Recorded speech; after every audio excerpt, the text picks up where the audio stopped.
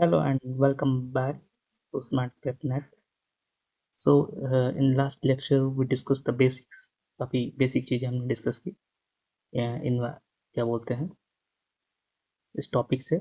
ठीक है, ये टॉपिक हमारे इन्वायरमेंटल जियो साइंस जो यूनिट है उसका है। ठीक है, उस टॉपिक से इसको हमको रिलेट उस टॉपिक का ये टॉपिक है।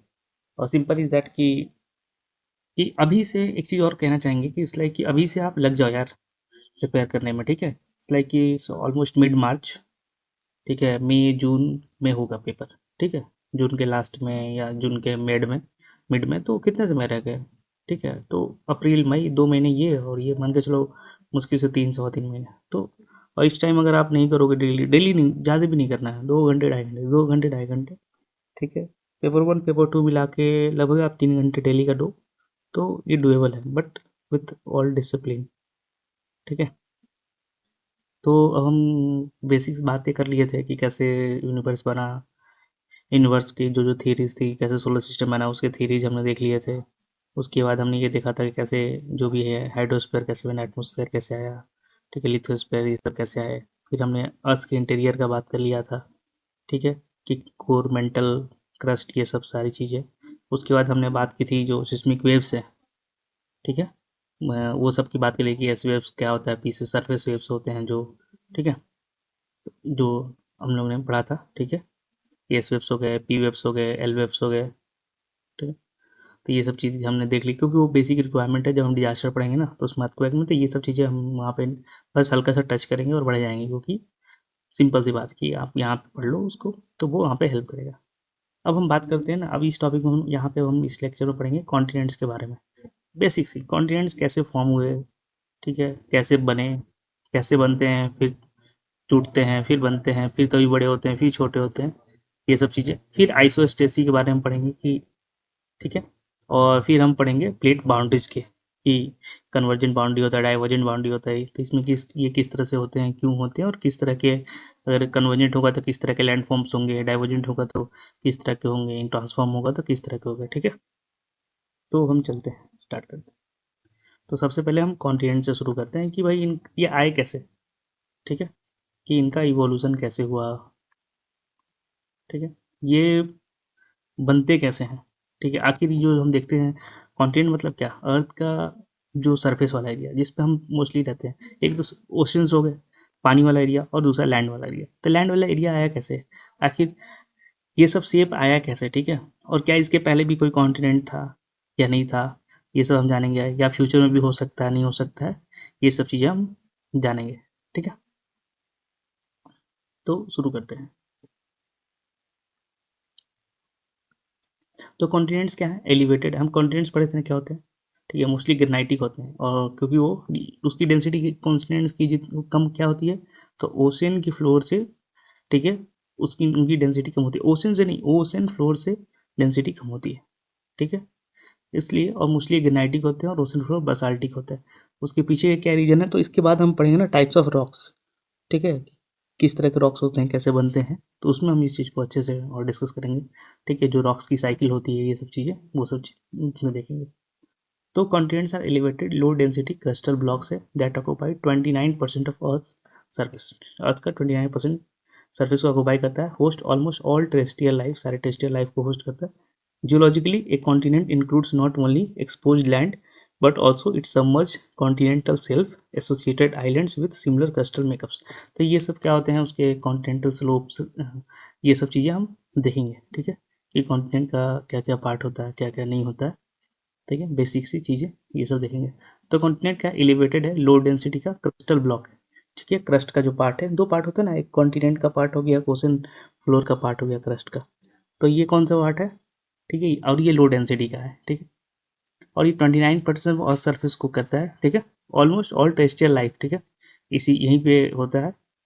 और ठीक है, इसके कुछ कुछ हिस्से हैं जैसे कॉन्टिनेंटल शेल्फ है, कुछ कुछ सबमर्ज भी रहते हैं, कुछ कुछ आइलैंड्स होते हैं वो भी सबमर्ज रहते हैं। ठीक है, तो वो सब हम देखेंगे आगे कि कैसे क्या होता है। चलते हैं नेक्स्ट, उसको देखते हैं। तो ये कुछ कुछ हम कैरेक्टरिस्टिक है जिसके बारे में पहले हम बात कर लेते हैं। ठीक है, कि ये तो एरियल एक्सटेंस तो हमने पढ़ लिया 29% ऑफ अर्थ का, 79% के आसपास लगभग वाटर है। क्या लार्ज है, डिस्क्रीट होता है, रिलेटिवली कंटिन्यूस होता है, लैंड मास है, एलिवेटेड अबव सी लेवल से ऊपर है। ठीक है, इंक्लूड्स क्या कहता है, emergent land, submerged continental shelf and उसके आइलैंड। ठीक है, कॉमन ग्रुपिंग क्या है, 4 कॉन्टिनेंट्स है, 6 कॉन्टिनेंट है, 7 कॉन्टिनेंट मॉडल्स है, अलग अलग मॉडल्स है। ठीक है, हमें इसमें नहीं घुसना, हमें बस ये 7 मॉडल वाले में ध्यान देना है। मॉडर्न जो 7 है वही नॉर्थ अमेरिका है, साउथ अमेरिका है, यूरोप है, अफ्रीका है, एशिया है, ऑस्ट्रेलिया है और अंटार्कटिका है। ठीक है,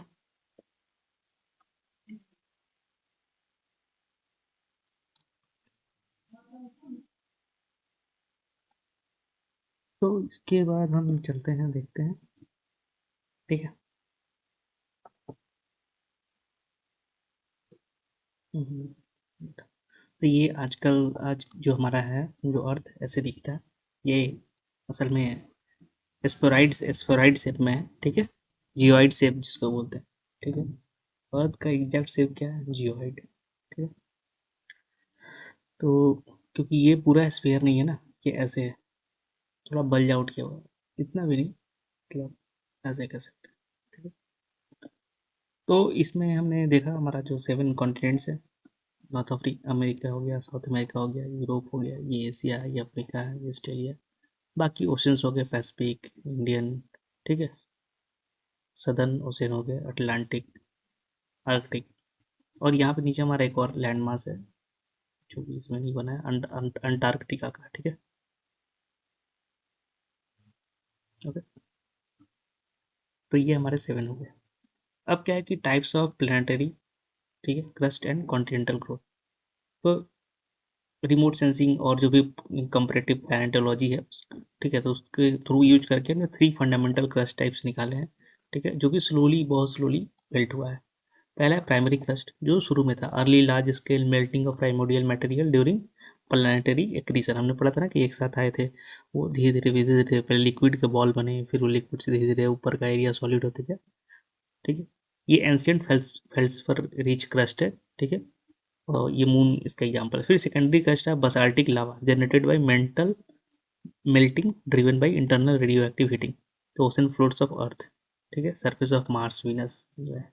tertiary crust reprocessed crust formed when surface material is recycled back into the mantle and remelts। ठीक है, कि जो अपर लेयर था क्रस्ट, वो फिर मेंटल में चला गया, वहां पे वो हल्का पिघला, फिर वो ऊपर आया, फिर से बना। ठीक है, तो इसको क्या बोलते हैं, ठीक है, ग्रेनोडियोरेटिक ग्रेनाइटिक कॉन्टिनेंटल क्रस्ट। और अभी प्रेजेंट में हम यहाँ पे हैं। ठीक है, अब क्या है कि इवोल्यूशन का टाइमिंग वगैरह हम देख लें जरा, कि क्या रहा continent crust evolution time through time. तो उस आर्कियन पीरियड में 2.45, ठीक है, ये हो गया, समय का बात किया गया आर्कियन पीरियड में। ठीक है, तो मतलब 2.5 बिलियन ईयर्स एगो। तो उसमें क्या था, तो अपर क्रस्ट डोमिनेटेड बाई टोनलाइट। ठीक है, ठीक है, ग्रेनोडायोराइट, वो जो हम बन गया था रॉक्स हम बोले ना, ओके, हॉटर था, थिकर था, मोर बायोंट ओसनिक क्रस्ट थे, इनहेबिट मॉडर्न स्टाइल सबडक्शन। उसके बाद आर्कियन प्रोटोजोरिक बाउंड्री में major shift from TTG, TTG मतलब टोनोलाइट, ठीक है, ट्रोंडिजमाइट और ग्रेनोडायोराइट, ठीक है, टर्मिनेटेड टू के रिच, ठीक है, potassium rich granitic upper surface, upper crust, signal onset of more modern plate tectonics. Afterwards क्या हुआ, प्रोटोजोरिक और लैटर पीरियड में कूलर हो गया, मतलब थोड़ा ठंडा होता गया हमारा क्रस्ट। ठीक है, डेंसर ओसनिक लिथोस्फीयर बना। ठीक है, और कहीं कहीं सबडक्ट भी हुआ, और relatively high difference between continental और ocean basin become more stable. और जो हमारा ओशन और कॉन्टिनेंटल बेसिन के है ना, लैंड मास दोनों में डिफरेंस है, वो बसाल्टिक है, हमारा कॉन्टिनेंट ज़्यादा ग्रेनाइटिक है, तो वो सब ज़्यादा स्टेबल हो गया कि ठीक है, अब उतने चेंजेस नहीं हो रहे हैं, लगभग एक फिक्स चीज़ें हो गई। क्यों, ये इसलिए हो गई क्योंकि बहुत ज़्यादा जो अपीवल था हमारे अर्थ में, ठीक है, वो कम हो गया। अपीवल बोले तो कहीं कहीं तुरंत वोल्केनिक इरप्शन हो रहा है, सबडक्शन हो रहा है, मतलब बहुत ज़्यादा अनस्टेबिलिटी थी अर्थ पे, वो धीरे धीरे स्टेबल हो गया, ठंडा भी हो गया अर्थ। ठीक है, जो रॉक्स थे वो और ज़्यादा मतलब डेंस हो गए। ओके, हीट कम हो गया, तो उसके कारण धीरे धीरे स्टेबिलिटी आ गई, तो जो जैसा है वैसा ही है। ठीक है, कि लिथोस्फीयर जो हमारा कॉन्टिनेंटल क्रस्ट है मोस्टली ग्रेनाइटिक रहता है, और जो हमारा ओसनिक क्रस्ट है वो बेसाल्टिक रहता है। तो हमारे जो कॉन्टिनेंट है, मान लो ये पहाड़ हो गया, ये प्लेन का एरिया हो गया, एग्जाम्पल दे रहा हूँ बस, ठीक है, नदी उदी बह रहे हैं, समुद्र किनारा आ गया, ठीक है, फिर ये शोर लाइन आ गया, ये कॉन्टिनेंट, ठीक है। तो जो एरिया कॉन्टिनेंट का समुद्र के अंदर डूबा रहता है उसको बोलते हैं कॉन्टिनेंटल शेल्फ। फिर ये जो एरिया आप देख रहे हो यहाँ से ऐसे अचानक देख रहे हो कि गड्ढा गया, तो ये इसको बोलते हैं कॉन्टिनेंटल ब्रेक, ठीक है, लिखा नहीं है बट इसको बोलते हैं कॉन्टिनेंटल ब्रेक, कि वो ब्रेक हो गया, ठीक है, कॉन्टिनेंटल ब्रेक हो गया, कॉन्टिनेंटल ब्रेक, कि यहाँ से कॉन्टिनेंटल ब्रेक हो गया, ठीक है। ये भी उसी का ही हिस्सा है कॉन्टिनेंटल स्लोप, उसके बाद आता है कॉन्टिनेंटल स्लोप, कि अब स्लोप की तरह हो गया ना, ठीक है। इसके एंगल होते हैं 1 to 3 डिग्री, मैक्सिमम 4 डिग्री तक, और लेकिन इसकी एंगल ज़्यादा होता है, मतलब अचानक से गहरा ही हो जाएगा, ठीक है। अब कहीं कहीं ये कई किलोमीटर तक भी हो सकता है, और ये भी, और कहीं कहीं ये बहुत ही 1 किलोमीटर बाद ही खत्म हो जाता है, डिपेंड्स, ठीक है, कहीं कहीं 200 किलोमीटर तक जाता है कॉन्टिनेंटल से, ओके। और ये फिर कॉन्टिनेंटल राइज हो गया, कॉन्टिनेंटल राइज मतलब यहाँ से जो भी सेडिमेंट्स आके यहाँ पे जमा हो रहे हैं, तो इसके कारण धीरे धीरे धीरे ये उठ रहा है, तो ये एरिया हल्का सा उठा हुआ रहता है ऐसे, ठीक है, यहाँ से सेडिमेंट आया तो यहाँ पे जमा हो गया, तो ये ऐसे, तो ये कॉन्टिनेंटल राइज हो गया, और ये तो पूरा ओशन का पार्ट है, अबिसल प्लेन, तो ठीक है। तो ये कॉन्टिनेंट का ये हो गया स्ट्रक्चर। कॉन्टिनेंट का कुछ हिस्सा पानी के अंदर होता है और कुछ हिस्सा बाहर रहता है, लेकिन ओशन का सारा हिस्सा वाटर के नीचे होता है, ध्यान रखने की बात है। फिर है कि क्रस्टल इवोल्यूशन कैसे हुआ, तो पहले हेडियन प्राइमोर्डियल क्रस्ट फॉर्मेशन हुआ, ठीक है, मैग्मा का ओशन था, हमें पता है लिक्विड मैग्मा का, पानी उनी था नहीं, मैग्मा का ओशन था, ठीक है, फेल्सिक डिफ्रेंसिएशन हुआ है, ठीक है, और टीटीजी अभी हम पढ़े उसका मेल्ट हुआ, प्राइमोर्डियल मेंटल था, पूरा बहुत हीट था, बहुत हीट, बहुत ज़्यादा, ठीक है। Initial differentiation from cooling magma, cooling and partial melting of the primordial mantle, formation of small low density rock mass, जो भी उन्हें पढ़ा टीटीजीएच के बारे में, ये बहुत ही लो डेंसिटी की है और बहुत ही स्मॉल फ्रेगमेंटेड, ठीक है, और बाद में फिर वो सबडक्ट हो जाते हैं, ठीक है। उसके बाद आर्कियन क्रेटन फॉर्मेशन, ठीक है। तो इसका हमें जो हेडियन प्राइमोर्डियल क्रस्ट फॉर्मेशन है ना, इसका हमें एविडेंस नहीं मिलता, एविडेंस नहीं मिलता मतलब कि हम ड्रिल करके इसको नहीं पता लगा पाते, ये इसके रॉक्स, इस समय के रॉक्स नहीं मिलते, ठीक है, और मिलते भी हैं तो इसलिए नहीं के बराबर, लेकिन जो क्रेटन है आर्कियन पीरियड में जो बनता है क्रस्ट, ठीक है, इसके मिलता है, ठीक है। तो ये प्रोटो कॉन्टिनेंट एक्रीशन होता है, ठीक है, छोटे छोटे टुकड़े आपस में जुड़ने लगते हैं, ठीक है। फिर ग्रेनाइटाइजेशन ऑफ क्रस्ट होता है कि ग्रेनाइटिक क्रस्ट होने जाता है, और ये सबडक्शन होते रहता है, सबडक्शन का इनिशिएशन शुरू हो जाता है, और जो क्रेटोनिक रूट्स होते हैं वो ग्रो करते हैं, तो प्लेट टेक्टोनिक्स का यहाँ से प्रोसेस शुरू होता है, ठीक है। अब इसमें डिफरेंस क्या है कि अर्थ यहाँ पे और ठंडी हो चुकी है पहले से, फिर भी बहुत गर्म है, accretion of island arcs and protocontinent शुरू हो जाता है, एक साथ आना शुरू हो जाते हैं, जुड़ना शुरू हो जाते हैं, फिर ग्रेनाइटाइजेशन ऑफ क्रस्ट होता है, ठीक है, फेल्सिक मटेरियल्स में ऐड होता है, stabilization of ancient continental nuclei, cratons का स्टेबलाइजेशन होता है। क्रेटॉन्स क्या है, तो क्रेटॉन्स सिंपल सा है कि एंशियंट कॉन्टिनेंट से, पुराने कॉन्टिनेंट से, ठीक है।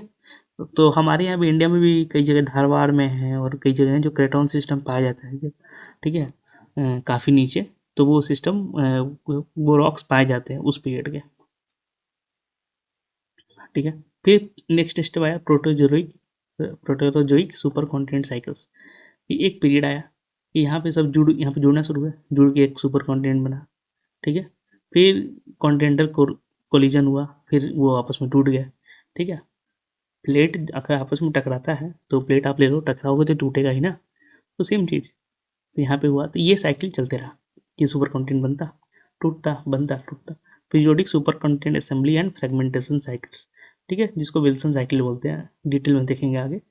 ये रिपीटेड कोलिजन चलते रहा, ठीक है, सुपर कॉन्टिनेंट बनता था, फिर टूटता था, टूट के फिर फ्लो अपना फिर से, ठीक है, आगे बढ़ रहे होते थे, फिर से आके लड़के फिर से टूटते थे, और इस पीरियड में बहुत ज़्यादा इंटेंसिव माउंटेन बिल्डिंग इवेंट भी हुआ। उसके बाद आता है फेनोरोजोइक और से प्रेजेंट डे, उसके बाद ये प्रोसेस चलते रहा, उसके बाद हमारा अर्थ भी जो हमारा जो कॉन्टिनेंटल प्लेट्स है, कॉन्टिनेंट्स हैं, वो आके इस रूप में जो भी हम देखते हैं अपना अर्थ को वैसे आ गए, final position of current continent, एक इसमें एंशियंट स्टेबल क्रेटॉन्स भी हैं, ठीक है, और यंगर कॉम्प्लेक्स माउंटेन बेल्ट्स भी हैं, और ये लो डेंसिटी के और हाई बायोंस है, बायोंसी है इनकी, मतलब हाई बायोंसी मतलब कि ये जो मेंटल है उसके ऊपर ये ऊपर फ्लोट करते हैं, क्यों? मेंटल ज़्यादा डेंस है, ठीक है, और बायोन्सी कम है। तो अब जैसे नॉर्थ अमेरिका का क्रेटॉन था तो उसके आसपास और भी लैंडमार्क जुड़ गए, कुछ लैंडमार्क और समर्ज हो गए, ठीक है। और ओरिजोनिक बेल्ट जैसे हिमालय है तो कंटिन्यू आपस टकराए तो हिमालय बन गया। तो ये सब देखेंगे कैसे बनता है। तो प्रेजेंट में ये है, ठीक। हाँ, तो इसी तो ये सब चीज़ों को भी देखते हुए हम एक चीज़ और देखते हैं कि कॉन्टिनेंटल ड्रिफ्ट थ्योरी आया, ठीक है। इसने प्रपोज किया था अल्फ्रेड वेगनर साहब ने, ठीक है। ये जो अभी हम बात कर रहे थे ना, ये कॉन्टिनेंट्स का, कि ये कॉन्टिनेंट्स यहाँ पे हो गया, तो ये एक बात था कि ये साथ में थे, ठीक है, ये टूट रहे थे, तो ये सब क्यों हो रहा है? क्यों ये है कि ये इतना अलग हो गया और बीच में पानी आ गया, इधर पानी आ गया, क्यों नहीं ये साथ में है, ठीक है। और क्या ये कभी साथ में थे भी? ये सब सवाल है। और क्या भविष्य में ये साथ में होंगे, या फिर ये क्या बोलते हैं, ये नॉर्थ अमेरिका यहाँ से यहाँ आ जाएगा, ठीक है। तो ये सब चीज़ों को जांच पड़ताल भाई चल रहा था कि ऐसा क्यों है, कि कहीं पे पानी है, कहीं पे ज़मीन है, और ऐसा कैसे है। तो इसमें बहुत सारी चीज़ें बहुत सारी कही गई। तो पहली बार अल्फ्रेड वेगनर साहब लेके आए कॉन्टिनेंटल द्वीप थ्योरी। उनका कहना था कि देखो भैया, स्टार्टिंग में सारे सब एक साथ थे, और पैंजिया उसको नाम दिया कि सुपर कॉन्टिनेंट था, कि सब एक साथ थे और एक लैंड मास में थे। उसके बाद क्या होता है कि उसका मूवमेंट शुरू होता है, ठीक है। मूवमेंट शुरू होता है, मूवमेंट शुरू होने के बाद अब मूवमेंट क्यों शुरू होता है इनसे पूछा गया, तो उसका क्लियर कट ये जवाब नहीं दे पाए कि आखिर सब लैंडमार्क साथ में है तो क्यों भाई मूव क्यों करना शुरू कर देगा, ठीक है। और ऐसा भी नहीं है कि कोई ऐसा हल्का चीज़ है कि मूव कर गया, इतनी बड़ा लैंडमार्क है, इतना सॉलिड चीज़ है, ठीक है। तो उन्होंने कहा कि देखो भैया मूवमेंट तो हुआ, अब क्यों हुआ आप वो नहीं बता पाए। अब कहे कि ये, अब कोई पूछा कि ठीक है ये अलग बात है, आप नहीं बता रहे कैसे मूव हुआ, लेकिन ये कैसे आप कह रहे हो कि सब एक साथ है। तो उसके लिए उन्होंने बोला एविडेंस, कि jigsaw feet of coastline. उन्होंने कहा कि देखो भैया, जो साउथ अमेरिका की ये वाला किनारा है और अफ्रीका का ये वाला एरिया है, ठीक है, इसको साथ में अगर रख दें तो ये ऐसे फिट हो जाता है, ठीक है, उनका कहना था। ऐसी और भी जगह का उन्होंने कहा, चलो ठीक है मान लिए। उसके बाद कहा फोसिल एविडेंस, क्या है कि यहाँ पे जो एंशियंट फोसिल मिला है और यहाँ पे मिला है वो दोनों सेम जानवर के हैं। फिर यहाँ पे मिला सेम जानवर, उन्होंने कहा ठीक है। फिर फोसिल एविडेंस की बात हो गई। फिर रॉक फॉर्मेशन एंड माउंटेन, उन्होंने कहा कि यहाँ पे जो रॉक मिला है और यहाँ पे जो रॉक मिला है वो सेम मिला है, तो ओके। फिर उन्होंने कहा पैलियो क्लाइमेटिक एविडेंस, क्योंकि क्लाइमेटिक एविडेंस भी है कि देखिए यहाँ भी ग्लेशियल डिपोजिट मिलता है, कि यहाँ भी ग्लेशियर रहा है और कभी यहाँ भी ग्लेशियर रहा है, यानी कि दोनों एरिया साथ में थे कभी, ठीक है। मतलब उसके बाद क्या, एंशियंट कोल्ड डिपोजिट्स, कि यहाँ पे हम जाते हैं 1 किलोमीटर, मतलब 1 किलोमीटर नहीं कह सकते, 500 मीटर नीचे जाते हैं। उनके एग्जाम्पल दे रहा हूँ, ठीक है, इसका एग्जैक्ट हम बात नहीं कर रहे हैं। यहाँ पर उन्होंने कहा कि यहाँ पर 500 मीटर नीचे जाते हैं तो जो क्वालिटी का कोल मिलता है वो यहाँ भी 500 मीटर बैन में कोल मिलता है, यानी कि सब साथ में, एक कभी ना कभी साथ में थे और उसके ऊपर फिर अलग हो गए, तो अलग अलग लेयर बन गए। लेकिन उन्होंने कहा कि नहीं नहीं, यानी कि कभी एक साथ में होते थे, ठीक है। तो उन्होंने कहा कि पेंजिया ऐसे मूव किया और फिर ऐसे प्रेजेंट डे में आ गया। अब उनका मेन था कि चैलेंज वही किया कि भाई नहीं बता पाए कैसे मूव किया, ठीक है। बाद में ये प्लेट टेक्टोनिक से पार्ट बनता है, वो सब कैसे वो देखेंगे। तो इन्होंने ये बताया कि देखो ऐसा ऐसा, उन्होंने कहा कि ये सब एक साथ थे। उन्होंने ये मेनली प्रूव किया वकील साहब ने कि ये सब एक साथ थे और ये फिर अलग अलग हुए, कैसे नहीं पता, ठीक है, वो आगे फिर हम देखेंगे। तो फिर अब बात करते हैं कॉन्टिनेंट की, बात होगी ओशन और ओशन बेसिन्स की। तो अर्थ ही एक ऐसा प्लैनेट है जिसके बारे में अच्छे से पता है कि यहाँ पे बहुत ज़्यादा पानी है, ठीक है, ओके। और ओशंस में कितने, 97.2%। अगर 100% वाटर है अर्थ पे तो 97.2% ओशन में है। आइस कैप्स में 2.15% है और ओनली 0.65% एक्सेसिबल फ्रेश वाटर है जिसको कि हम पीते हैं, ठीक है। और सारी लड़ाइयाँ यहीं पे है। Ocean and sea covers a little over 70% of earth surface, मतलब 70% के आसपास अर्थ सर्फेस ओशन है। अब ओशंस की हम पढ़ लेते हैं, ठीक है, कि क्रस्ट का। तो उसमें रॉक टाइप में क्या भी बात करेंगे, बेसाल्टिक है, डेंस है, डार्क है। अभी बेसाल्टिक क्यों है ना, ये सब अभी थोड़ा बहुत देखेंगे, बाकी मेन हम लोग रॉक्स टाइप से ही पढ़ेंगे तो उसमें देखेंगे नेक्स्ट लेक्चर में। फिर कॉन्टिनेंटल क्रस्ट क्या है, तो ग्रेनाइटिक है, लाइटर है। एलिवेशन क्या है, 4 किलोमीटर बिलो सी लेवल, नीचे ही होता है। ये क्या है, तो एवरेज क्या है, 125 मीटर एबव सी लेवल, और कहीं कहीं पे ये 2 किलोमीटर है। और सबसे मैक्स कितना है, माउंट एवरेस्ट, जो कि 8.848 मीटर है। थिकनेस क्या है, थिनर ओशनिक लिथोस्फीयर होता है और ये थिकर होता है। एज रेंज क्या है, तो मोस्टली नया है, ठीक है, less than 200 million years ago का है, क्योंकि रिसाइकलिंग होते रहता है सबडक्शन जोन्स में। ये कैसे होता है, क्यों होता है, अभी देखेंगे। सबडक्शन जोन क्या होता है वो भी देखेंगे। लेकिन इसमें रॉक्स क्या है, कोई भी रॉक्स कितने पुराने, 3.18, ठीक है, बिलियन ईयर्स ओल्ड भी है, ठीक है। तो इतने पुराने भी रॉक्स हैं। मैंने बताया ना कि जो हमने अभी पढ़ा ना, ये कि आर्कियन फॉर्मेशन यहाँ तक के प्रूफ मिलते हैं, इसके पहले वाले हेडियन का हमें प्रूफ नहीं मिलता है, ठीक है। आर्कियन से हमें मिलता है, तो उसके पहले सब कुछ पिघला ही पिघला था, तो कहाँ से मिलेगा, सब कुछ पिघल ही गया। ओके, अब हम थोड़ा सा और देखते हैं कि ओशन कौन सा, आर्कटिक है, अटलांटिक है, इंडियन ओशन है, सदर्न ओशन है, पैसिफिक ओशन है, ये सब है। 97% ये सब पढ़ लिए। लार्जेस्ट क्या है, पैसिफिक है, और डीपेस्ट भी पैसिफिक है।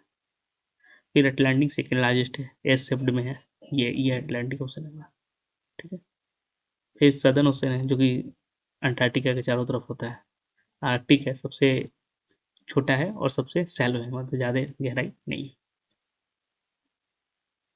अब वो सब क्यों नहीं है वो किसी और दिन कर लेंगे, ये क्यों वो सबसे सैलो है, क्यों डेप्थ है, वो किसी और दिन कर लेंगे। वैसे नॉट सो इम्पोर्टेंट फॉर, मतलब कि इन्वायरमेंटल जियो साइंसेज में उतना इम्पोर्टेंट नहीं है, वो काफ़ी थोड़ा ज्योग्राफी या जूलॉजी का पार्ट हो जाएगा, बट ठीक है, देख लेंगे इसे। अब ओशन बेसिन की टोपोग्राफी देख लें। तो अभी हमने देखा ना कॉन्टिनेंटल शेल्फ और स्लोप की बात, और फिर कॉन्टिनेंटल राइज की बात, ये तो हो गए। अब ये एबिसल प्लेन है, तो क्या ये प्लेन एकदम प्लेन है, तो नहीं, कि तो बीच बीच में क्या है, तो कहीं कहीं बीच बीच में आइलैंड है, ठीक है, जो को सी माउंट्स बोलते हैं।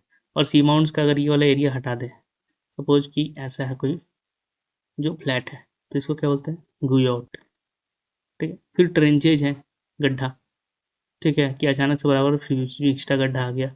ये ट्रेंचेज कहाँ होते हैं, क्यों होते हैं, ये देखेंगे आगे हम, ठीक है। फिर ओशन बेसिन्स का फॉर्मेशन है, कैसे होता है, तो बनता कैसे है, तो मिड ओशनिक रिज से बनता है, कैसे, क्यों, न्यू कस्ट बनता है, प्लेट का मूवमेंट होता है इधर की तरफ, ठीक है। तो और इधर जो है वो पुराना होगा, यहाँ पे जो होगा वो नया होगा, तो ये सब देखेंगे। ये कैसे होता है, driven by C floor spreading, mental magma rises, tectonic plates move apart creating the basic, ठीक है। फिर ये सब जो लेयर ओशंस के ऐसे भी लेयर होते हैं कि नीचे क्या बोलते हैं, कम ठंडा या गर्म, ऐसे कर, ठीक है, या फिर सनलाइट जोन होता है। फिर तो मतलब दो तरह से जोनेशंस है, तो ये सब जोनेशंस हम आगे चल के देखेंगे, ठीक है। ये ट्विलाइट जोन होता है, मिडनाइट जोन होता है, बेसल जोन होता है, हेडल जोन होता है, ये सब हम देखेंगे जब हम ओशंस को और डिटेल में पढ़ेंगे। ये भी हम बेसिक समझ रहे हैं, बहुत बेसिक्स। अब तो अब बात, फिर नेक्स्ट वेगनर्स आपको पढ़े थे, उसके बाद एक थ्योरी आई sea floor spreading. Sea floor spreading में कहा गया कि जो सी है, हमारा समुंदर है, कि वो भाई स्प्रेड कर रहा है, वो फैलते रहता है। तो लोग ने पूछा कहाँ से, तो उन्हें आके देखो भैया, मिड ओशनिक रीजेज होती हैं। मिड ओशनिक समुंदर के बीच में, मतलब ओशन जो महासागर है उनके बीच में ऐसे रीजन होते हैं जहाँ से कि जो प्लेट्स है, जो मैग्मा है, कंटिन्यूस निकलते रहता है, ठीक है, दोनों साइड, और ये आगे की तरफ बढ़ते रहता है। तो उन्होंने लोगों ने पूछा कि भाई ये कैसे होता है, तो उसने बोला कि भाई ये मेंटल कन्वेक्टिव जो करंट होता है उससे होता है, मैग्मा राइज करता है, ठीक है, और नए क्रस्ट को बनाता है। कि मैग्मा राइज करता है, ऊपर पानी है तो पानी में ठंडा हो जाता है, नया क्रस्ट बन जाता है। तो ये कंटिन्यूस आ रहा है, तो ये तो धक्का देगा आगे, तो ये आगे की तरफ बढ़ते हैं, ये भी आगे की तरफ बढ़ते हैं। तो फिर बोलता है कि आगे की तरफ बढ़े तो दोनों साइड तो कॉन्टिनेंट है, तो जाएंगे कहाँ, है ना। ये कॉन्टिनेंट तो है, मान लो ये मिड ओशनिक रीज है, ठीक है, और यहाँ से ये बन रहा है, नया नया प्लेट दोनों साइड, और इधर की तरफ जा रहे हैं, तो आगे तो फिर कॉन्टिनेंट है, तो जाएंगे कहाँ। तो हमने पढ़ा था क्या, कॉन्टिनेंट हल्के हैं और ये भारी होते हैं, ओशंस। तो भारी होते हैं तो ये क्या होता है, कॉन्टिनेंट के नीचे चले जाते हैं। तो नीचे चले जाते हैं तो कॉन्टिनेंट के नीचे और नीचे और नीचे चले जाते हैं, और नीचे चले जाता है, फिर टेम्परेचर बढ़ता है, तो फिर से ये पिघल जाता है, ठीक है। अब कॉन्टिनेंटल मेंटल कन्वेक्शन की बात की गई थी। कन्वेक्शन क्या होता है, कि जो मेंटल के अंदर जो हीट है वो कैसे मूव करता है, तो वो ऐसे ऐसे घूम रहा होगा, ठीक है, ऐसे ऐसे हर जगह घूमता, बीच में कहीं ये थोड़ा सा सैलो, मतलब पतला जगह मिल गया एकदम, ये लेयर एकदम पतला हो गया, और कुछ कुछ ब्रेक हो गए, तो वहाँ से क्या होता है, वहाँ से ये ऊपर निकलना शुरू करता है, ऊपर निकलना शुरू करता है, तो प्रेशर रिलीज होता है, तो ये लिक्विड फॉर्म में हो जाता है। प्रेशर रिलीज होने के कारण उसका फॉर्म चेंज हो जाता है, ठीक है, सॉलिड से वो लिक्विड हो जाता है। हीट तो बहुत ज़्यादा रहती है तो वो लिक्विड होता है, लिक्विड होकर फिर ये बाहर निकलता है। उसकी ड्राइविंग फोर्स क्या है, तो वो है ये करंट, ये ऐसे ऐसे हीट घूम रहा होता है, ठीक है, क्योंकि वो जगह खोज रहा है ना कहाँ से निकले कहाँ से निकले। जैसे पानी उबलता है ना, तो पानी में भी ऐसे ही आप देखोगे, पानी उबलोगे तो ऐसे ऐसे ही घूमता है पानी, ठीक है, कभी उबालना आप पानी, ठीक है, उसमें देखना तो उसमें ऐसे ही करंट बनते हैं, तो ऐसे ही घूम रहा होता था, जहाँ से जगह मिला वहाँ से निकल लिया, ठीक है। अब ये ऐसे ऐसे घूमने के कारण क्या होता है कि अगर ये समझ कि ये पूरी तरह से लिक्विड नहीं है, क्या बोलते थे मैंने, ये लिक्विड नहीं है, ये क्या है, सेमी सॉलिड या सॉलिड है, सेमी सॉलिड मान के चलते हैं, इसलिए एस्थेनोस्फेयर सेमी सॉलिड है।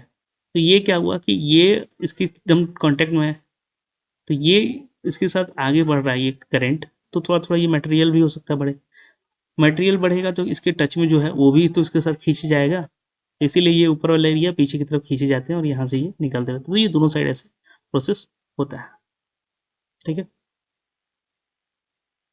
अब चलते हैं हम आगे कि ये मैग्नेटिक पोलैरिटी ये सब क्या होता है देखते हैं कि, ठीक है। फिर उसने उन्होंने कहा कि जो रिसर्चर थे उन्होंने पूछा कि चलो भाई ठीक है, तुम्हारा बात मान लेते हैं कि ये हीट होता है, इसके कारण से ये यहाँ से निकल रहा है मिड ओशन की वजह से, ठीक है, और यहाँ पे मैग्मा आके जमा हो रहा है और ये फिर कंटेंट बन रहा है और फिर आगे की तरफ बढ़ते जा रहा है, फिर ये आगे नीचे जाकर पिघल जाता है, फिर से ये प्रोसेस चलो चल रहा है, वो तो हमें समझ में आ गया।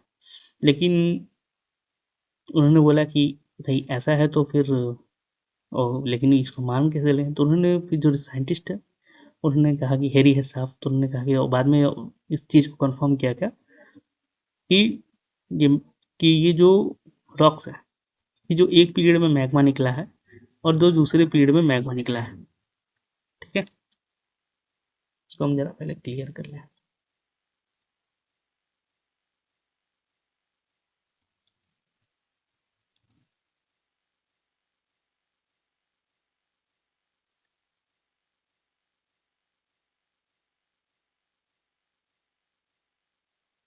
तो उनका कहना था कि जैसे ये है, ये रॉक, ठीक है, ये रॉक, फिर ये रॉक, तो उन्होंने कहा कि ये रॉक है, उसने कहा कि इसमें अरे भाई मैग्नेट, उन्होंने कहा कि इसमें जो नॉर्थ साउथ है जब देख रहे हैं इस रॉक का, तो इधर नॉर्थ है इधर साउथ है, इस रॉक का इधर नॉर्थ है इधर साउथ है, तो हमने मैग्नेट देखे हो ना कि जो नॉर्थ है साउथ की तरफ अट्रैक्ट होता है, साउथ से नॉर्थ की तरफ, तो उन्होंने दो मैग्नेट अगर आप लोगे, ठीक, तो उन्होंने कहा कि अरे भाई अगर, तो अर्थ भी तो हमारा बड़ा सा मैग्नेट है, ठीक है, तो उनका सिंपल से कहना था कि अगर ये रॉक है, ठीक है, तो उन्होंने कहा कि ये नॉर्थ है, जैसे ये अपना नॉर्थ हो गया, ये साउथ हो गया, और ये साउथ है, और ये मिड ओशनिक एग्जाम्पल के लिए ले लेते हैं, ठीक है, साउथ है, ठीक है, इस रॉक्स का ये साउथ हो गया और इसका ये नॉर्थ हो गया, तो उन्होंने कहा कि ऐसा क्यों है, भाई नॉर्थ है तो इधर की तरफ सब साउथ साउथ होना चाहिए क्योंकि अटैक होना चाहिए, तो उन्होंने कहा कि अरे ये रॉक जो है वो इसके साथ टाइटली पैक्ड है, ठीक है, टाइटली पैक्ड होने के कारण क्या हो रहा है कि टाइटली ये रॉक है, सपोज कि दो मैग्नेट है, ठीक है, और उसके साउथ साउथ को एक साथ और नॉर्थ को अपोजिट में रख लो तो नहीं रहता है, लेकिन आप जबरदस्ती उसको बांध दो साथ में तो रह ही जाएगा ना, तो रॉक्स है तो साथ में बांध गया है, तो इस कारण से वो चेंज नहीं होता है, लेकिन वो रिवर्सल देखा गया है कि कभी अल्टरनेट है कि मैग्नेट है, पहले नॉर्थ साउथ है फिर साउथ नॉर्थ है फिर नॉर्थ साउथ है नॉर्थ साउथ है, तो ऐसा करके उन्होंने बोला। तो ये कैसे हो सकता है, अगर एक ही टाइम पे बना रहेगा तो सारा एक ही जैसा होना चाहिए, पोलैरिटी मैग्नेटिक सबका सेम होना चाहिए, तो ये तो ऐसा नहीं हो रहा है, तो इसका मतलब ये अलग अलग फेजेज में बनते आता है। फिर sea floor generation at mid oceanic ridges के बारे में भी बात की हमने कि जो मिड ओशनिक रीजेस होते हैं are long interconnected mountain chains हैं that marks the site where new ocean crust forms by upwelling basaltic magma, ठीक है, तो वहाँ पे अपवेलिंग होता है बासाल्टिक मैग्मा से और उससे ये बनते हैं। प्रोसेस क्या है, एक्सटेंशन, जो oceanic crust thins and fractures along the ridge axis, कि जहाँ पे रिज बनना है वहाँ पे ओशन क्रस्ट थिन हो जाता है और फ्रैक्चर हो जाता है क्योंकि अंदर से प्रेशर है ना बाहर निकलने के लिए मैग्मा का, ठीक है, मैग्मा असेंट, फिर उसके बाद बसाल्टिक मैग्मा जो मेंटल से वो क्रैक के थ्रू ऊपर आता है, फिर क्रस्ट फॉर्मेशन, लावा इरप्ट करता है सॉलिडिफाई करता है एज ए बसाल्ट, ठीक है, रिकॉर्ड्स अर्थ एम्बियंट मैग्नेटिक फील्ड, उस समय का जो मैग्नेटिक फील्ड रहता है अर्थ का उसको ले लेता है, ठीक है। अब लोग कहेंगे कि वो क्यों, तो जो हम अभी नॉर्थ और साउथ देखते हैं ना, ये कभी किसी पीरियड में साउथ और नॉर्थ भी रहा है, ठीक है, इसी पीरियड में यहाँ पे नॉर्थ यहाँ पे साउथ रहा है, इसी पीरियड में यहाँ पे नॉर्थ, यहाँ पे साउथ रहा है, तो ये पोलैरिटी भी अर्थ की चेंज होती रहती है, ठीक है। तो उस समय जब वो धरती से बाहर निकलता है मैग्मा और जो सॉलिडिफाई होता है, जो पोलैरिटी होती है, ठीक है, वो ले लिया तो वो एक लाइन ऐसे बन गया नॉर्थ साउथ का, ठीक है। उसके बाद जो मैग्मा निकला तब तक ये साउथ का नॉर्थ हो गया, तो साउथ का नॉर्थ हो गया, तब इसका साउथ हो जाएगा, इसका नॉर्थ हो जाएगा। अब रॉक्स के साथ ये पैक्ट है, ठीक है, तो बदल नहीं सकता, तो वो एक चीज़ है। तो वही बात की गई है कि जो records the earth ambient magnetic field, उसमें जो मैग्नेटिक फील्ड होता है उसके हिसाब से वो लेयर एडजस्ट होता है। क्यों? क्योंकि हमने पढ़ा है कि मैग्मा में बहुत ज़्यादा, मतलब जो मैग्मा निकलता है उसमें वैसे भी तो रॉक्स होते हैं, जैसे कि क्या बोलते हैं, आयरन वाले रॉक्स हो गए, तो वो तो लेंगे ना, वो तो रिएक्ट करेंगे ही according to magnetic poles, magnetic polarity को दिखाएंगे, तो वैसे ही होता है। फिर है लैटरल स्प्रेडिंग कि new crust pushes older sea floor away, ठीक है, the sea floor away from ridges symmetrically on the both side, कि दोनों साइड होता है, दोनों साइड होता है कि अगर इधर नॉर्थ साउथ है, सपोज कि ये हमारा मिड वेस्टर्न रीज है और यहाँ पे बनाते हैं, ये हमारा मिड वेस्टर्न रीज है और इधर नॉर्थ साउथ है, तो इधर भी नॉर्थ साउथ ही रहेगा उस टाइम, ठीक है। यहाँ पे फिर साउथ नॉर्थ है, तो यहाँ पे साउथ नॉर्थ ही है, तो इसको मैग्नेटिक स्ट्रिपिंग बोला गया, ठीक है। इसको मैग्नेटिक स्ट्रिपिंग बोला गया कि ये स्ट्रिप ऐसा है, ये स्ट्रिप ऐसा है, ये स्ट्रिप ऐसा है, ठीक है। स्प्रेडिंग रेट भी वैरी करता है, जैसे कि मिड अटलांटिक रीजेज है तो वहाँ रीच, या फिर काल्सबर्ग रीज है तो वहाँ स्लो रीज है, मतलब कि 2 to 5 सेंटीमीटर पर ईयर के हिसाब से वो प्लेट्स मूव कर रहे हैं दोनों साइड, ठीक है। स्प्रेडिंग रेट स्लो है, ठीक है। और जैसे कि ईस्ट पैसिफिक राइज है तो वहाँ फास्ट है, 6 to 16 सेंटीमीटर पर ईयर है, ठीक है। Because of continuous creation and later subduction no ocean floor sediments older than, ठीक है, 150 million years ago are preserved in situ, क्योंकि वो जो भी उस पर सेडिमेंट्स होते हैं, जैसे ये ओशंस, ये ओशन है, ठीक है, ये मिड ओशनिक रीज है, यहाँ पे सेडिमेंट्स जमे हैं और फिर यहाँ पे अर्थ कॉन्टिनेंटल है और यहाँ पे सबडक्ट कर जाते हैं, ये जमीन के नीचे चले जाते हैं, तो इसके साथ जो भी सेडिमेंट्स होते हैं वो भी इसके नीचे चले जाते हैं, इसलिए 150 मिलियन ईयर से पुराने सेडिमेंट्स भी हमें नहीं मिलते, तो ओशंस का जो फ्लोर है हमेशा न्यू होते रहता है।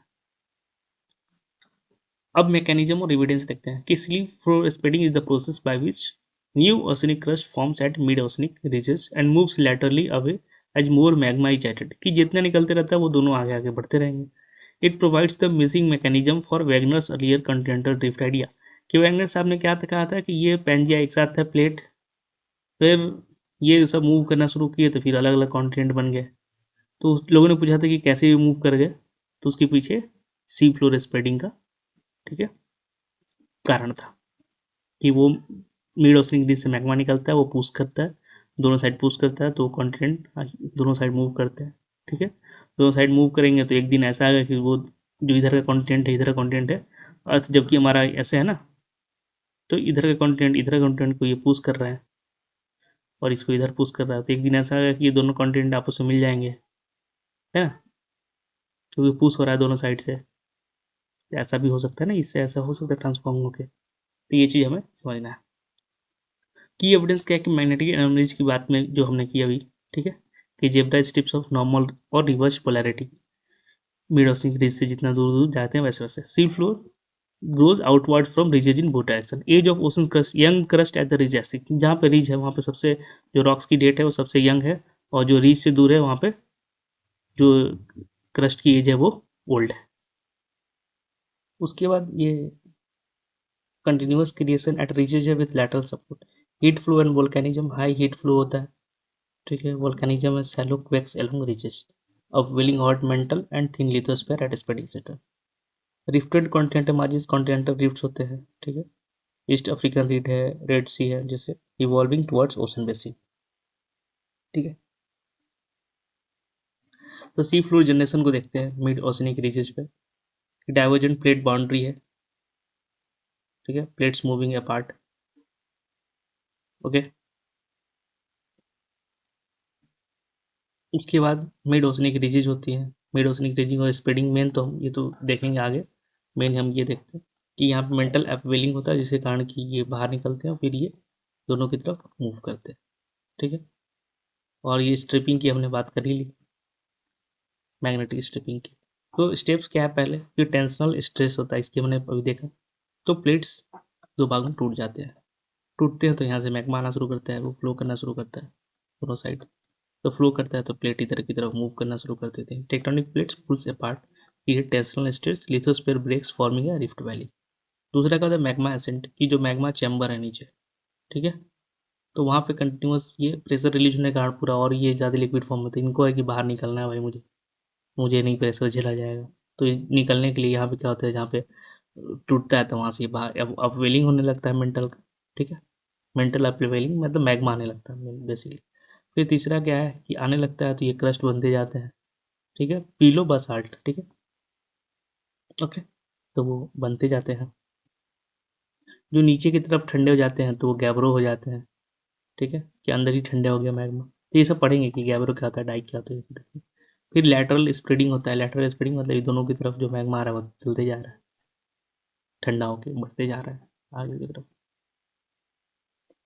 फिर हमने बात किया था मेंटल कॉन्वेक्शन का, ठीक है, तो वो कैसे होता है, तो वो होता है कि इनर कोर हो गया सॉलिड, ये हो गया लिक्विड, आउटर कोर, तो यहाँ पे हीट है, तो हीट यहाँ से बाहर की तरफ आ रहा है, ठीक है, तो ठीक है, उसके बाद क्या हो रहा है कि मटेरियल भी राइज कर रहा है। अब मटेरियल राइज कर रहा है तो आगे जगह ही नहीं है, तो फिर से ये घूम गया इधर, ठीक है, क्योंकि ब्रेक नहीं कर पा रहा है ना, फिर से घूम गया, ठीक है, फिर से घूम गया तो थोड़ा सा ठंडा हो गया, ऊपर टेम्परेचर कम है तो फिर नीचे की तरफ आ गया, ठीक है, तो ये ऐसे चल रहा है, ये ऐसे जैसे पानी बोलता है ना वैसे ही होता है, पानी भी आप जब गर्म करोगे ना तो गर्म वाला आता है फिर ऐसे नीचे की तरफ जाता है, ठीक है, तो वो सिंपल सेम लॉजिक पे चलता है, ठीक है, ओके, फिर वो नीचे आते फिर से गर्म तो फिर, और जहाँ पे मिल जाता है जगह, ठीक है, तो वहाँ ब्रेक डाउन कर देता है और वहाँ से ये बाहर आना शुरू कर देता है, ठीक है, सेम बताया ना प्रिंसिपल, कौन सा कन्वेक्शन का प्रिंसिपल चलता है, सेम, कि स्प्रेड होता है, फिर क्रस्ट के पास कूल हो जाता है, फिर से नीचे की तरफ जाता है, फिर से मटेरियल एक्सपेंड और राइज करता है, हीट होता है, सेम। और ड्राइविंग फोर्स क्या है, heat from the earth core, और तो कोर में हीट कहाँ से आता है, रेडिएटिव जो पहले से रेजिडुअल हीट था वो रह गया, और जो रेडियो एक्टिव डिके होते रहता है उससे, ठीक है, सरफेस पे क्या इफेक्ट पड़ेगा इसका, तो प्लेट टेक्टोनिक्स, प्लेट्स मूव करते हैं, है ना, बोला है ना, इसके कारण ये मैग्मा राइज किया है और इसके कारण मूव करते हैं। सबडक्शन जोन होता है जहाँ पे प्लेट सिंक करते हैं, ठीक है, ये जियोलॉजिकल एक्टिविटी को ड्राइव करता है। तो ये तो हम देख लिए। एविडेंसेस क्या क्या थे, तो एविडेंसेस सी फ्लोर स्प्रेडिंग के लिए, तो ये एक था कि मेडोसिनिक रिज पे है भाई, कि जो नज़दीक वाला यंगर है, जो दूर वाला है, और जो लगभग सेम डिस्टेंस पे जितना सपोज 100 मीटर पे जितना जो एज है, और 100 मीटर पे दोनों का लगभग एज सेम ही है और पोलैरिटी सेम है, उसके आधार पे कहा गया कि ये भाई, कि जितना दूर मेडोसिनिक रीज से जाता है उतना वो ओल्डर होता जाता है, ठीक है। कन्वेयर बेल्ट मॉडल, कन्वेयर मतलब कि आगे तरफ जा रहा है फिर नीचे चला गया, फिर नीचे से पिघल के फिर ऊपर से आया, समझ गए। पैलियो मैग्नेटिक स्ट्रिप्स, कि मैग्नेटिक स्ट्रिप्स ये हमने देखा, ठीक है, कि अगर ये रिवर्स पोलैरिटी है तो ये भी रिवर्स पोलैरिटी, अगर ये नॉर्मल पोलैरिटी है तो ये भी नॉर्मल पोलैरिटी, ठीक है। सेडिमेंट थिकनेस, ठीक है, कि sediment is thinner, mid oceanic ridges के पास ये प्लेट और पतले हैं, और सेडिमेंट्स भी, प्लेट तो पतला है, हाथ में सेडिमेंट जो ऊपर डिपोजिशन है वो कम है, सपोज जहाँ 5 सेंटीमीटर का डिपोजिशन है यहाँ पे 50 सेंटीमीटर का डिपोजिशन है, क्योंकि ये दूर है, यहाँ पे ज़्यादा पुराना है तो ज़्यादा सेंटीमीटर यहाँ पे डिपोजिट हुआ है, ठीक है। फिर हीट फ्लो और टेम्परेचर, कि highest heat flow values along the mid oceanic ridges, यहाँ पे सबसे ज़्यादा हीट वैल्यू होता है, तो वो इंडिकेट क्या करता है, राइजिंग मैग्मा का। चलते हैं नेक्स्ट, मैं इस मैग्नेटिक स्ट्रिपिंग की तो बात कर ही ली है इसकी, तो एक की evidence for sea floor spreading in the symmetric pattern of normal and reversed magnetic polarity strip stripes about mid oceanic ridges axis, ठीक है, कि रीज क्या होते हैं, axis at the centre, alternating bands होते हैं बसाल्ट के, नॉर्मल पोलैरिटी मतलब अभी जो पोलैरिटी है नॉर्थ साउथ उसके हिसाब से, रिवर्स पोलैरिटी देखने को मिलता है जो अभी के मैग्नेटिक पोलैरिटी से नहीं, इसका मतलब क्या होता है, कभी न कभी जियो मैग्नेटिक रिवर्सल हुआ है अर्थ का, और उस पीरियड में वो मैग्मा निकला था, इसलिए वो उसने वो पोलैरिटी ले लिया। Pattern is symmetric on both side, कि दोनों साइड अगर इधर नॉर्थ साउथ तो जो हमने बात किया था, recording parallel growth of sea floor, sea जो मिड ओशनिक ग्रोथ के दोनों साइड पैरेलल ग्रो करते हैं सी फ्लोर, ठीक है। Mid oceanic magnetic polarity strip कैसे बनते हैं, तो कि बसाल्ट और आयरन होता है, हमने बात किया था कि new sulphur is made of volcanic rock basalt, contains iron rich minerals magnetite, these minerals act like a tiny needle compass, ठीक है। अर्थ मैग्नेटिक फील्ड उस टाइम के उसके हिसाब से वो जब बाहर आता है तो उसके हिसाब से फ्लिप करके वो जो हमारा जो टाइनी जो नीडल्स की तरह जो मैग्नेटिक मिनरल्स है वो उसी हिसाब से अरेंज हो जाते हैं, ठीक है, उसी हिसाब से वो अरेंज हो जाते हैं। ठीक, उसके बाद क्या है कि as a new crust forms and the cools below specific temperature it is iron minerals align with the current magnetic field the direction permanently locked in the rocks harden. अब रॉक तो हार्ड हो गया, तो अब जो उसका polarity है वो तो सेम रहेगा ना। जो मैग्नेट हम कहते हैं कि अचानक चेक करते हैं, जो घर घर पे मैग्नेट दो रखते हैं और नॉर्थ साउथ करते हैं, तो उसमें क्या होता है कि वो फ्री हैं, इसलिए घूम जाते हैं, लेकिन यहाँ तो फ्री नहीं है। ठीक है, और वो सिमेट्रिक पैटर्न ऑब्जर्व किया जाता है। नेक्स्ट एक बात किया था हमने विल्सन साइकिल का, life cycle of ocean basin से। तो उसमें क्या है, पहला इम्ब्रियोनिक स्टेज की कॉन्टिनेंटल रिफ्टिंग हुआ, टूटा। फिर जूनाइल स्टेज की यंग ओशंस बने। ठीक है, ये प्लेट बना। ठीक है, ये कॉन्टिनेंट बना, ये स्प्रेड होने लगा दोनों साइड। ठीक है, ये कॉन्टिनेंट टूटा और दोनों कॉन्टिनेंट स्प्रेड होने लगे। ठीक है, और उसके बाद क्या हो गया, ये वाला एरिया तो गड्ढा में हो जाएगा, तो गड्ढे में पानी भर गया। ठीक है, narrow sea with initial sea float spreading, continents are closer. ठीक है, यंग पैसिव मार्जिन, एग्जाम्पल क्या है, रेड सी का। ठीक है, फिर है मैच्योर स्टेज वाइड ओशन की, वो दोनों साइड लेयर क्या बोलते हैं, बसाल्टिक जो फ्लोर है हमारा, ओशन फ्लोर है, वो बढ़ते जा रहा है, बढ़ते जा रहा है, क्योंकि मीड ओशन की से मटेरियल निकलते जा रहा है और ये कॉन्टिनेंट्स दूर दूर जाते जा रहे हैं, तो ओशन का विड्थ मैक्सिमम हो जाता है। फिर है डिक्लाइनिंग स्टेज। डिक्लाइनिंग स्टेज क्या है कि subduction initiate one plates another, ocean starts to narrow. ठीक है, ट्रेंचेज वोल्केनिक आर्क फॉर्म कि अब जैसे इधर जा रहा है तो इसकी सपोज कि ये चलो ये चौड़ा हो रहा है। ठीक है, तो अर्थ तो लिमिटेड है ना, ये चौड़ा हो रहा है सपोज। ठीक है, तो अर्थ तो लिमिटेड है ना, तो कहीं तो ये कॉन्टिनेंट पीछे की तरफ भी तो सपोज कि ये कॉन्टिनेंट है, तो कॉन्टिनेंट कहीं पे तो हो रहे होंगे कि साथ आएंगे। जैसे ये ऐसे घूम के, ये कॉन्टिनेंट ऐसे घूम के, ये घूम के, सपोज यहाँ पे पानी है। एक सेकंड मैं क्लियर करता हूँ पहले। ठीक है, कि ये कॉन्टिनेंट इधर की तरफ जा रहा है, ये ऐसे गया, ये ऐसे गया। ठीक है, कॉन्टिनेंट ऐसे जा रहा है क्योंकि अर्थ हमारा राउंड है ना, तो ऐसे जा रहा है। तो यहाँ पे मान लो कोई समुंदर है और ये कॉन्टिनेंट का एरिया हो गया, ये घूम घूम के इधर आ गया। तो फिर इस पे आके तो इसको तो ये और करीब आते जाएंगे, तो इसको तो और पतला पतला करना है, तो वही हुआ, ये कॉन्टिनेंट आते गए तो ये सबडक्ट हो रहे हैं, सबडक्ट हो रहे हैं। तो सबडक्ट हो रहा है का मतलब ये लाइटर प्लेट है ग्रेनाइट का, ये हल्का है, तो ये तो जो भारी और बसाल्टिक भारी है, तो भारी को जो नीचे चला गया टकराने पे। ठीक है, नॉर्मल लॉजिकल चीज। अब ये जाएगा तो कई बार तो ये फिर से पिघल गया, ये पिघलते बोलते एक दिन ऐसा हुआ कि ये उसके बाद पिघल गया। अब पिघलेगा तो कभी कभी क्या होता है कि यहाँ पे ट्रेंचेज बनते हैं, ट्रेंचेज मतलब बहुत ज़्यादा गड्ढा वो बन गया। ठीक है, क्योंकि वहाँ पे जा रहा है। और दूसरा क्या होता है कि पिघलता है तो आइलैंड वोल्केनिक आर्क्स बन गया, कि ये पिघला तो ये ऊपर मटेरियल आया, कहीं कहीं वोल्केनो आ जाता है, हर धरती थोड़ी सी उठ जाती है। फिर है टर्मिनल स्टेज की नैरो सी। तो ocean basin closest to a narrow sea और straight continents are very close. ठीक है, इंटेंस सबडक्शन की, अब भाई तेजी से सबडक्शन होगा, जिससे मेडिटेरेनियन सी का। फिर है रेलिक स्टेज कोलिजन की, कॉन्टिनेंट अब ये समुद्र खत्म ही हो गया, अब ये दोनों आ गए आपस में। ठीक है, तो ये कॉन्टिनेंट्स दोनों आपस में टकरा गए, तो ओशंस क्लोजेस कंप्लीटली ओरोजेनिक। अब दोनों टकराएंगे तो क्या होगा, तो दोनों टकराएंगे तो उसमें से कोई एक तो नीचे जाएगा। अब कॉन्टिनेंट जा रहा है तो कॉन्टिनेंट बहुत नीचे तो जाएगा नहीं, तो क्या होगा कि वो उसको धक्का देगा, तो ये फिर माउंटेन बनने लगेंगे। ठीक है, ह्यूज माउंटेन रेंज, ये सूचा जोन फॉर्म्स।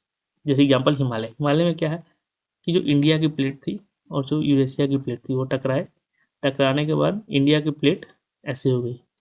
ठीक है, और दोनों क्या है ग्रेनाइटिक है, तो नीचे उतने जाएंगे नहीं, तो दोनों उतने एरिया में नीचे, मतलब इंडियन प्लेट और यूरेशियन प्लेट के नीचे आ गई।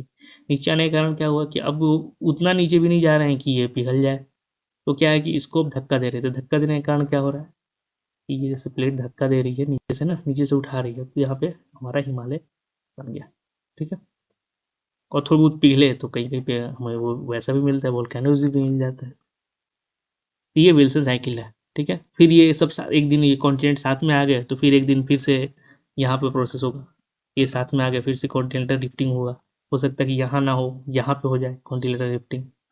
ठीक है, तो ये प्रोसेस चलते रहता है।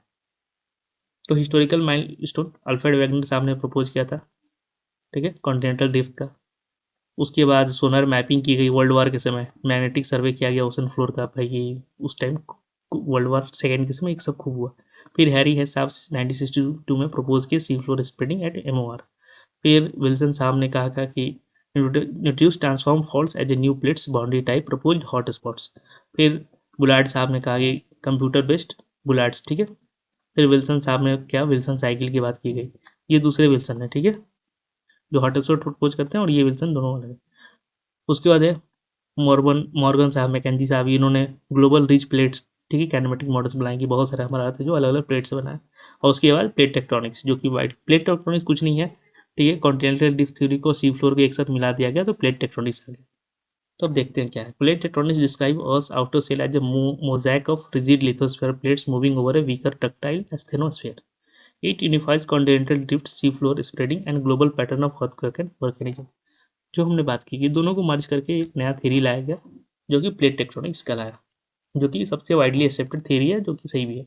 कि उन्होंने बोला कि प्लेट्स क्या होता है, क्रस्ट हो गया, ठीक है, लिथोस्फीयर क्या रिजिड प्लेट हो गया, एस्थेनोस्फीयर क्या होगा, प्लास्टिक लेयर, मतलब कि लिक्विड भी नहीं, सेमी लिक्विड टाइप, ठीक है, मेंटल आउटर को इनर कोर, ये सब की बातें हो गई, ठीक है। मेजर प्लेट्स क्या है, जैसे तो जो हमारा अभी देखेंगे, ठीक है, यूरेशियन प्लेट हो गया, अफ्रीकन प्लेट हो गया, पैसिफिक हो गया, ये सब प्लेट्स कहाँ पे मूव अपार्ट करते हैं, तो डाइवर्जेंट बाउंड्री पे। हमने देख लिया कि जो मिड ओशनिक रीजेज होते हैं वहाँ से दोनों की तरफ डाइवर्ज करते हैं प्लेट, ठीक है, तो वहाँ पे प्लेट्स दोनों अलग अलग दूर हो जाते हैं।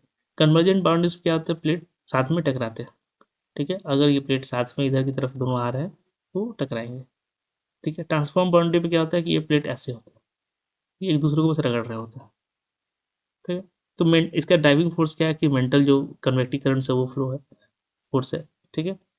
तो उसके कारण दोनों हम कि ये बनते रहते हैं ओशन फ्लोर और कॉन्टिनेंट्स को एक साथ वो धक्का देते रहते हैं, धक्का देते हैं तो फिर वो एक दिन एक साथ आते हैं तो फिर से उसमें फ्रैक्चर होता है, सेम विल्सन साइकिल। और जो सब कुछ है मिला के ये बना, ठीक है, प्लेट टेक्टोनिक्स में कुछ नहीं है, कॉन्टिनेंटल ड्रिफ्ट और सी फ्लोर थ्योरी को मिला के कि भाई जो सी फ्लोर है वो एक्सपेंड कर रहा है, वो नया नया बनता है, बढ़ता है, और वो फिर सबडक्ट कर जाता है कॉन्टिनेंट के नीचे, कॉन्टिनेंट आपस में टकराते हैं, फिर वो एक साथ हो जाते हैं, फिर उनके अंदर भी वो टूटते हैं, और फिर वो फिर से वो चीज़ प्रोसेस चलते रहता है। तो ये है प्लेट टेक्टोनिक्स, ठीक है। ये जैसे कि यहाँ पे बात की गई है कि ये मिड ओशनिक रीज है, ठीक है, ये इधर की तरफ प्लेट है, इधर की प्लेट जा रहा है। अब ये क्या है, कॉन्टिनेंटल प्लेट है, ठीक है, कॉन्टिनेंटल प्लेट है, कॉन्टिनेंटल क्रस्ट है। तो ये प्लेट तो बसाल्ट का है, ये वाला, ये हल्का है तो इसके नीचे चला गया, ठीक है। अब सबडक्ट हो रहा है तो ये जोन ऑफ सबडक्शन हो गया, ये ओशनिक क्रस्ट का पार्ट था, ठीक है। अब ये दोनों के टकराने के कारण क्या हुआ कि फोर्स जनरेट हुआ, फोर्स जनरेट हुआ तो थोड़ा सा नीचा एरिया ये उठ गया, ठीक है, सिंपल सी लॉजिक। तो ये प्रोसेस कंटिन्यूस चलते रहता है, ठीक है, ऐसा गॉट इट। अब कुछ कुछ हमारे कॉन्टिनेंट्स के कुछ कुछ फैक्ट्स है, तो वो आप ये पॉज करके देख लेना।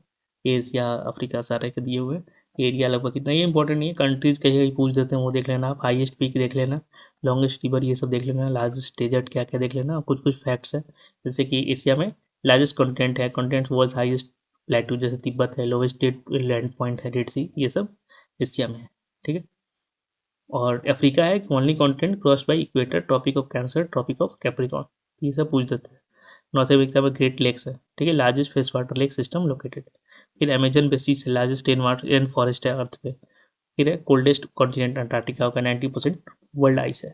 तो दुनिया का सबसे बड़ा डेजर्ट कौन सा है, तो अंटार्कटिका है, ठीक है, वो क्या है, कोल्ड डेजर्ट है, और डेजर्ट में नहीं आएगा वो।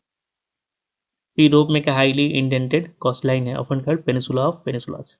फिर ऑस्ट्रेलिया में स्मॉलेस्ट कॉन्टिनेंट है, लार्जेस्ट कोलर रीफ है, जैसे जिसको ग्रेट बैरियर रीफ भी कहते हैं, ठीक है। तो इसको हम यहीं तक रखते हैं, आइसोस्टेसी और जो प्लेट टेक्टोनिक्स है उसको हम नेक्स्ट लेक्चर में कवर कर लेते हैं, ठीक है। तो मिलते हैं नेक्स्ट लेक्चर में, तब तक आप इसको पढ़ें, कोई डाउट है तो आप कमेंट सेक्शन में लिखिए, और इस पे रिगार्डिंग क्वेश्चन और प्रैक्टिस PYQ और ये सब भी हम जल्दी ले आएंगे। एंड अगर साउंड की दिक्कत है तो उसको भी बहुत जल्द इम्प्रूव करने वाला है, ठीक है। थैंक यू, और please do share, like, subscribe करें।